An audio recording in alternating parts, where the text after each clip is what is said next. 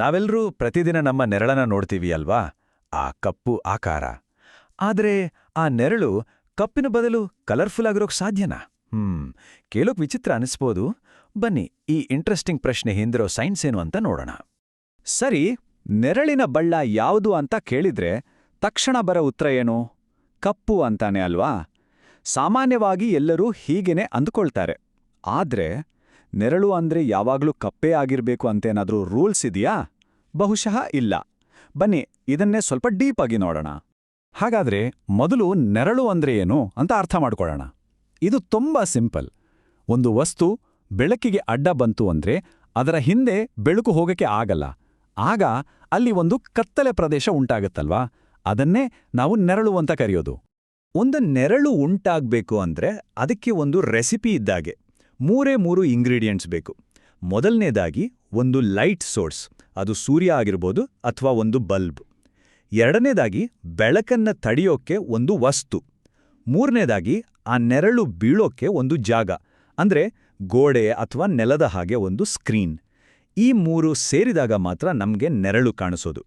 ಸರಿ, ಇದುವರೆಗೂ ನೋಡಿದ್ದು ತುಂಬಾ ಸರಳವಾಗಿತ್ತು. ಆದ್ರೆ ಒಂದು ವೇಳೆ ಒಂದರ ಬದಲು ಒಂದಕ್ಕಿಂತ ಹೆಚ್ಚು ಲೈಟ್ ಸೋರ್ಸ್ ಇದ್ರೆ ಏನಾಗಬಹುದು?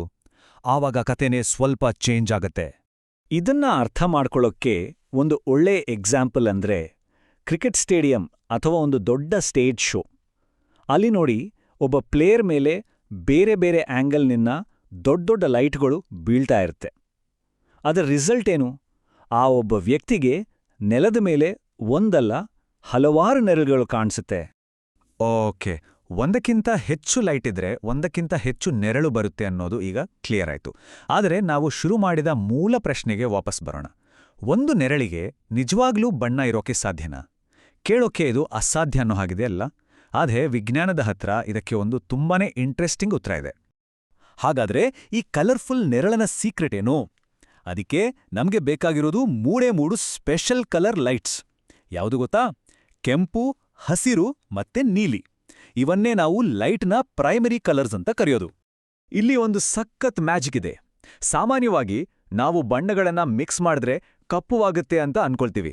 ಆದ್ರೆ ಬೆಳಕಿನ ವಿಷಯದಲ್ಲಿ ಇದು ಉಲ್ಟಾ. ಈ ಕೆಂಪು, ಹಸಿರು, ನೀಲಿ ಬೆಳಕನ್ನ ಒಂದೇ ಕಡೆ ಮಿಕ್ಸ್ ಮಾಡಿದ್ರೆ ನಮ್ಗೆ ಸಿಗೋದು ಬಿಳಿ ಬೆಳಕು.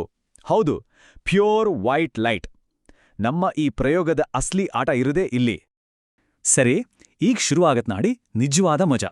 ಆ ಬಿಳಿ ಬೆಳಕು ಬೀಳ್ತಿರೋ ಜಾಗದಲ್ಲಿ ನಾವೊಂದು ವಸ್ತುವನ್ನ ಅಡ್ಡ ಇಟ್ರೆ ಏನಾಗತ್ತೆ? ಅಂದ್ರೆ ಆ ವಸ್ತು ಈ 3 ಕಲರ್ಸ್ ಪೈಕಿ ಯಾವುದಾದ್ರೂ ಒಂದೇ ಒಂದು ಕಲರ್ ಲೈಟನ್ನ ಬ್ಲಾಕ್ ಮಾಡಿದ್ರೆ ಏನಾಗ್ಬೋದು? ಇಲ್ಲಿ ನೋಡಿ ರಿಸಲ್ಟ್ ಎಷ್ಟು ಅದ್ಭುತವಾಗಿದೆ ಅಂತ. ಒಂದು ವೇಳೆ ಆ ವಸ್ತು ಕೆಂಪು ಬೆಳಕನ್ನ ಮಾತ್ರ ಬ್ಲಾಕ್ ಮಾಡಿದ್ರೆ ಆ ನೆರಳಿನ ಜಾಗದಲ್ಲಿ ಉಳಿದಿರೋ ಹಸಿರು ಮತ್ತೆ ನೀಲಿ ಬೆಳಕು ಸೇರಿಕೊಂಡು ಸಯಾನ್ ಕಲರ್ ನೆರಳನ್ನ ಸೃಷ್ಟಿ ಮಾಡುತ್ತೆ. ಅದೇ ರೀತಿ ಹಸಿರು ಲೈಟ್ ಬ್ಲಾಕ್ ಆದ್ರೆ ಕೆಂಪು ಮತ್ತೆ ನೀಲಿ ಸೇರಿ ಮೆಜೆಂಟಾ ಕಲರ್ ನೆರಳು ಕಾಣುತ್ತೆ. ಇನ್ನು ನೀಲಿ ಲೈಟ್ ಬ್ಲಾಕ್ ಆದ್ರೆ ಕೆಂಪು ಮತ್ತೆ ಹಸಿರು ಸೇರಿ ಹಳದಿ ಕಲರ್ ನೆರಳು ಕಾಣಿಸುತ್ತೆ. ಅದ್ಭುತ ಅಲ್ವಾ? ಸೊ ಅರ್ಥ ಆಯ್ತಲ್ಲ? ಬಣ್ಣದ ನೆರಳು ಅಂದ್ರೆ ಆ ಜಾಗಕ್ಕೆ ಒಂದು ಬಣ್ಣವನ್ನ ಆಡ್ ಮಾಡಿದಲ್ಲ, ಬದಲಿಗೆ ಅಲ್ಲಿಗೆ ಬರ್ತಿದ್ದ ಬೆಳಕಿನಲ್ಲಿ ಒಂದು ಬಣ್ಣವನ್ನ ತೆಗೆದು ಹಾಕಿದು. ಅಂದ್ರೆ ಆ ನೆರಳು ಕತ್ತಲೆ ಜಾಗ ಅಲ್ಲ, ಬದಲಿಗೆ ಕೆಲವು ಬಣ್ಣದ ಬೆಳಕುಗಳು ಮಾತ್ರ ತಲುಪುತ್ತಿರೋ ಜಾಗ. ಇದು ತುಂಬಾ ಮುಖ್ಯವಾದ ಪಾಯಿಂಟ್. ಈ ಥರದ ಒಂದು ಸಖತ್ ಎಫೆಕ್ಟ್ ಅನ್ನು ನಾವು ರಿಯಲ್ ಲೈಫ್ನಲ್ಲೂ ತುಂಬಾ ಕಡೆ ನೋಡಿರ್ತೀವಿ. ಸ್ಟೇಜ್ ಶೋಗಳಲ್ಲಿ, ಥಿಯೇಟರ್ ಲೈಟಿಂಗಲ್ಲಿ, ದೊಡ್ಡ ಮ್ಯೂಸಿಕ್ ಕನ್ಸರ್ಟ್ಸ್ಗಳಲ್ಲಿ.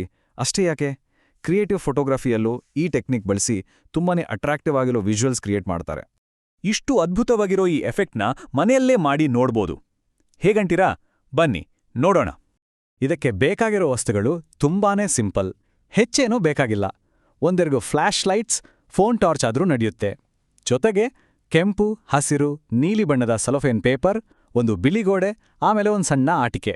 ಇಷ್ಟಿದ್ರೆ ಸಾಕು, ಎಕ್ಸ್ಪೆರಿಮೆಂಟ್ಗೆ ರೆಡಿ. ಮಾಡೋದು ಹೇಗೆ ಅಂತ ಹೇಳ್ತೀನಿ ಕೇಳಿ. ಫಸ್ಟ್ ಒಂದೊಂದು ಫ್ಲ್ಯಾಶ್ ಲೈಟ್ಗೂ ಒಂದೊಂದು ಕಲರ್ ಸೆಲೋಫೇನ್ ಪೇಪರ್ ಹಾಕಿ ಕವರ್ ಮಾಡಿ. ಆಮೇಲೆ ಒಂದು ಡಾರ್ಕ್ ರೂಮ್ನಲ್ಲಿ ಎಲ್ಲ ಫ್ಲ್ಯಾಶ್ ಲೈಟ್ಗಳನ್ನು ಆನ್ ಮಾಡಿ ಗೋಡೆಯ ಒಂದೇ ಜಾಗಕ್ಕೆ ಫೋಕಸ್ ಮಾಡಿ. ಈಗ ಆ ಬೆಳಕಿನ ಮುಂದೆ ಒಂದು ವಸ್ತುವನ್ನ ಇಟ್ಟು ನೋಡಿ.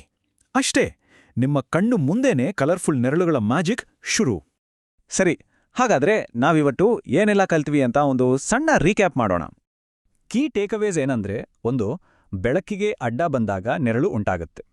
2, ಒಂದಕ್ಕಿಂತ ಹೆಚ್ಚು ಲೈಟ್ ಸೋರ್ಸ್ ಇದ್ರೆ ಒಂದಕ್ಕಿಂತ ಹೆಚ್ಚು ನೆರಳುಗಳು ಕಾಣುತ್ತೆ. 3 ಕಲರ್ ಲೈಟ್ಸ್ನ ಮಿಕ್ಸ್ ಮಾಡಿದರೆ ನಾವು ಅಂದ್ಕೊಂಡಿರೋದಕ್ಕಿಂತ ಡಿಫ್ರೆಂಟ್ ಆಗಿರೋ ಕಲರ್ಫುಲ್ ನೆರಳುಗಳನ್ನ ಮಾಡಬಹುದು. ಯಾಕಂದ್ರೆ ಬಣ್ಣದ ನೆರಳು ಅಂದ್ರೆ ಒಂದು ಬಣ್ಣವನ್ನ ಬ್ಲಾಕ್ ಮಾಡಿದಾಗ ಉಳಿದುಕೊಂಡಿರೋ ಬೆಳಕು ಅಷ್ಟೇ.